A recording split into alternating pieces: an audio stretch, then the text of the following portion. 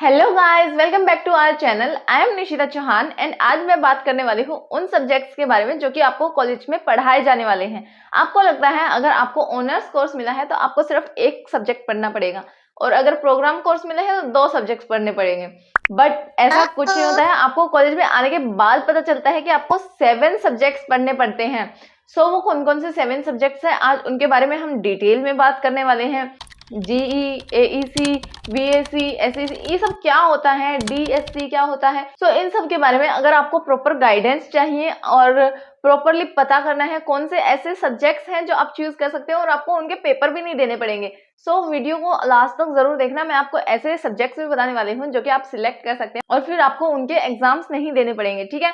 Stay connected with me and let's start today's video. Guys देखो, सबसे पहले आते हैं हमारे डिसिप्लिन सब्जेक्ट जिनको हम बोलते हैं डीएससी।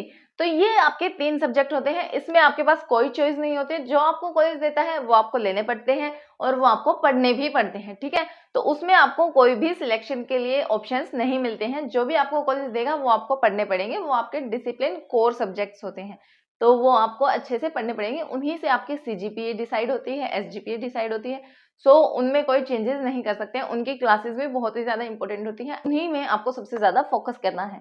उसके बाद सबसे इंपॉर्टेंट जो सब्जेक्ट वो आता है हमारा जी, ठीक है। जी में हमें माइनर डिग्री मिल सकती है। जैसे हमें कोर सब्जेक्ट होते हैं, डिसिप्लिन सब्जेक्ट होते हैं, उसमें हमारी मेजर डिग्री होती है और जो जी होता है उसमें हमें मिलती है माइनर डिग्री। अगर हम एक ही सेम सब्जेक्ट को 7 सेमेस्टर्स तक पढ़ लेते हैं तो उसमें हमें माइनर डिग्री मिलती है। अब ऐसा नहीं करना है कि हमें हर सेमेस्टर में जी चेंज करते रहना है, नहीं, हमें सेम जी हर सेमेस्टर में पढ़ना है, तभी जाके हमें माइनर डिग्री मिलती है। अब बात आती है माइनर डिग्री क्या होती है। देखो, जो सब्जेक्ट मैं पढ़ रही हूँ, कोर सब्जेक्ट जो है मेरा डिसिप्लिन सब्जेक्ट, उसमें मुझे मिलती है मेजर डिग्री। उसके बाद जो जी मैं पढ़ रही हूँ उसमें मिलती है मुझे माइनर डिग्री। अब माइनर डिग्री के बेनिफिट्स क्या होते हैं, फॉर एग्जाम्पल मैं अपनी बताती हूँ। मुझे फर्स्ट नंबर पे चाहिए था साइकोलॉजी, सेकंड नंबर पे चाहिए था मुझे फिलोसफी, क्योंकि मुझे साइकोलॉजी में आगे जाके फ्यूचर बनाना था। बट मुझे साइकोलॉजी नहीं मिलता है किसी रीजन से और फिर मुझे फिलोसफी मिल जाता है। मुझे इंटरेस्ट था साइकोलॉजी में, तो साइकोलॉजी में कैसे पढ़ सकती हूँ, जी के थ्रू, और मैं अपना फ्यूचर भी उसमें बना सकती हूँ। उसमें मैं मास्टर भी कर सकती हूँ और उसमें मैं पीएचडी भी कर सकती हूँ आगे जाके, ठीक है। तो ये होता है माइनर डिग्री का बेनिफिट कि अगर मान लो एक कोर्स जो मुझे चाहिए था वो नहीं मिला है, उसको भी मैं पढ़ सकती हूँ, ठीक है। तो वो माइनर डिग्री होती है। अगर आपको फर्स्ट प्रायोरिटी वाला कोर्स मिल गया है तो अपनी सेकंड प्रायोरिटी को सिलेक्ट करो। आप ऐसे कोर्स को सिलेक्ट करो जिसमें आपको फ्यूचर बनाना हो आगे, जो आपके फ्यूचर में आपको हेल्प करे, ठीक है। तो ऐसे ही सब्जेक्ट को आप जी में चूज करना और जी चेंज मत करना। जो एक बार जी ले लिया उसी को 7 सेमेस्टर तक कंटिन्यू रखना। तो सोच समझ के फर्स्ट सेमेस्टर में अपना जी लेना, ठीक है। नेक्स्ट हम बात करते हैं एईसी की, ठीक है। एईसी क्या होता है, हमारा एबिलिटी इनहेंसमेंट कोर्स। अब एबिलिटी इनहेंसमेंट कोर्स में क्या होता है, आपको या तो ईवीएस पढ़ाई जाती है या कोई लैंग्वेज कोर्स पढ़ाया जाता है, रीजनल लैंग्वेज कोर्स, कोई फॉरेन लैंग्वेज नहीं। आपको फर्स्ट सेमेस्टर में अगर मान लो ईवीएस पढ़ाई गई है तो सेकंड सेमेस्टर में आपको लैंग्वेज लेनी पड़ेगी और थर्ड सेमेस्टर में फिर से ईवीएस आ जाएगा। तो ऐसे अल्टरनेटिवली चेंज होता रहता है ये। ये एईसी होता है। अब हमारी लैंग्वेजेस कौन सी होती हैं, हिंदी, उर्दू, संस्कृत और जितनी भी हमारी रीजनल लैंग्वेजेस होती हैं वो सब हमारी इसमें आती है। बट मोस्टली कॉलेज में हिंदी और संस्कृत ही पढ़ाई जाती हैं। उर्दू, बंगाली, तमिल वगैरह जो होती हैं वो सब कम पढ़ाई जाती हैं। तो मोस्टली कॉलेज में हिंदी और संस्कृत ही पढ़ाई जाती हैं। अब यहाँ पे भी लैंग्वेज में 3 पार्ट होते हैं, ए, बी और सी, ठीक है। अगर आपने 8th तक पढ़ी है तो आप सी में जाओगे, अगर आपने 10th तक पढ़ी है तो आप बी में जाओगे, अगर आपने 12th तक पढ़ी है तो आप ए में जाओगे, ठीक है। सेक्शंस बन जाते हैं कि आप ए सेक्शन में जाओगे अगर आपने 12th तक हिंदी पढ़ी है तो, या संस्कृत पढ़ी है तो, ठीक है। और आपने 8th तक पढ़ी है तो आप सी सेक्शन में जाओगे और आपने 10th तक पढ़ी है तो आप बी सेक्शन में जाओगे, ठीक है। तो ऐसे सेक्शंस डिवाइड हो जाती हैं। उसके बाद आते हैं हमारी वैक और सैक के कोर्सेज। तो वैक होता है हमारा वैल्यू एडिशनल कोर्स और सैक होता है हमारा स्किल इनहेंसमेंट कोर्स, ठीक है।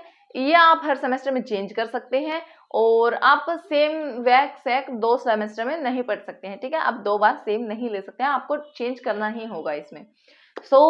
ये होते हैं हमारे स्कोरिंग सब्जेक्ट। इनमें आप बिना पेपर दिए भी पास हो सकते हैं। आप प्रैक्टिकल सब्जेक्ट्स लोगे तो आपको एग्जाम देने की जरूरत नहीं पड़ेगी, आपको सिर्फ फाइल बनानी है, असाइनमेंट बनानी है और हो गया काम खत्म, ठीक है।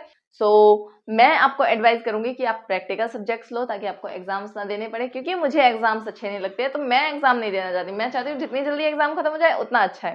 तो अगर आपको एग्जाम देना पसंद है तो आप थ्योरेटिकल सब्जेक्ट लीजिए, और आपको एग्जाम देना नहीं पसंद है तो आप प्रैक्टिकल सब्जेक्ट्स लीजिए।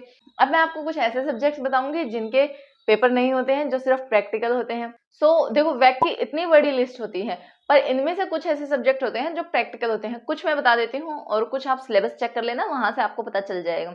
तो फिट इंडिया हो गया, एनसीसी हो गया, स्वच्छ भारत हो गया, डिजिटल एम्पावरमेंट हो गया, ये सब जो होते हैं वो हमारे प्रैक्टिकल सब्जेक्ट्स होते हैं, आप इनको ले सकते हैं। और एसएससी में भी आपको बहुत सारे सब्जेक्ट की लिस्ट मिलती है, जो भी आपको इजी लगे वो आप सिलेक्ट कर सकते हैं। कुछ प्रैक्टिकल सब्जेक्ट्स मैं आपको बता देती हूँ, जैसे कि visual communication and photography, gardening, yoga in practice, viewing and capturing diversity in nature, और भी बहुत सारे ऐसे सब्जेक्ट्स होते हैं जो आपको प्रैक्टिकल में मिल जाएंगे। ये तो मैंने कुछ ही एग्जांपल्स दिए हैं, ठीक है। आप उनको भी सिलेक्ट कर सकते हैं।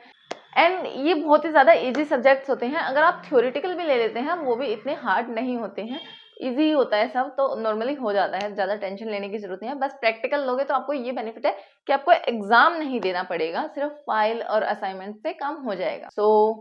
That's it for today's video. अगर अभी भी आपके मन में कोई डाउट है, कोई क्वेश्चन है, you can ask me in comment section, and मिलते हैं नेक्स्ट वीडियो में। तब तक के लिए tata, bye bye, take care.